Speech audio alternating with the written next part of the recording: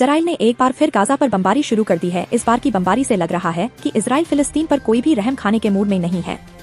Israel ने Gaza के साथ साथ एक और देश को निशाना बनाया है। वहाँ भी इजराइल के हमलों से मलबे का ढेर लग गया है। अमेरिका ने भी एक मुस्लिम देश को तबाह करने की ठान ली है। हिजबुल्लाह के बीच पहले सीज फायर हुआ, उसके बाद हमसा के साथ भी सीज फायर हो गया। हुती ने भी इजराइल तक मिसाइल दागनी कर दी थी बंद। अब एक बार फिर से वही सिलसिला शुरू हो गया है। बंधकों की रिहाई का दूसरा चरण अटक गया। इजरायली सेना ने एयर स्ट्राइक और ग्राउंड ऑपरेशन को फिर से शुरू कर दिया। हमास हिजबुल्लाह हुती संगठनों को ईरान सीधे मदद कर रहा है। सहारनपुर के सांगाठेड़ा में पत्नी और 3 बच्चों को गोली मारने के बाद आरोपी योगेश रोहिला ने एसएसपी को फोन किया। आरोपी ने फोन पर कहा कि मैंने पत्नी और बच्चों को गोली मार दी है, आकर उठा लो, नहीं तो मैं खुद को भी गोली मार दूंगा। इतना सुनते ही पुलिस अधिकारियों के भी हाथ पैर फूल गए। सबसे पहले एसओ, उसके बाद सीओ और फिर एसएसपी भी मौके पर पहुंच गए। नागपुर में 17 मार्च को हुई हिंसा में जख्मी हुए इरफान अंसारी की मौत हो गई है।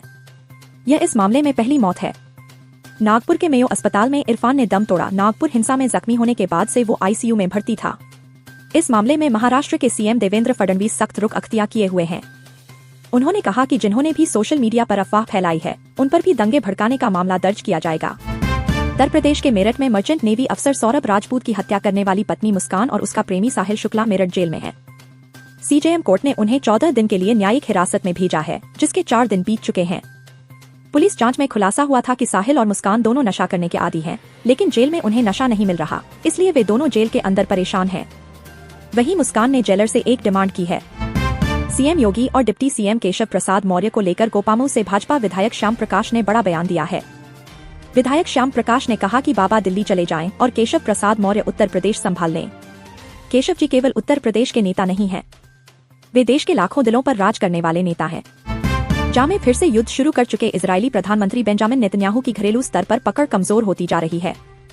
बेंजामिन नेतन्याहू के फैसलों के खिलाफ शनिवार को राजधानी तेल अवीव में हजारों लोग सड़कों पर उतर आए और सरकार के खिलाफ प्रदर्शन करने लगे। दरअसल नेतन्याहू ने हाल ही में घरेलू खुफिया विभाग शिन बेट के प्रमुख रोनेन बार को बर्खास्त करने का फैसला किया था। भारतीय जनता पार्टी बीजेपी के राज्यसभा सांसद सुधांशु त्रिवेदी शनिवार 22 मार्च 2025 को अयोध्या पहुंचे। इस दौरान उन्होंने रामलला के दर्शन पूजन किए और कहा कि अयोध्या आना अत्यंत आनंद का प्रतीक है। बीजेपी के राज्यसभा सांसद सुधांशु त्रिवेदी ने कहा, श्रेष्ठतम मूल्यों की प्रतीक यह धरती जो कि मर्यादा पुरुषोत्तम श्रीराम के आदर भाव की धरती है। दक्षिणी गाजा के खान यूनिस में एक इजरायली हवाई हमले में हमास के राजनीतिक नेता सलाह अल-बर्दाविल की मौत हो गई।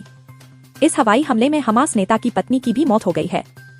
बता दें कि युद्ध विराम का समय सीमा खत्म होने के बाद इजराइल ने मंगलवार से गाजा में फिर से लड़ाई शुरू कर दी है।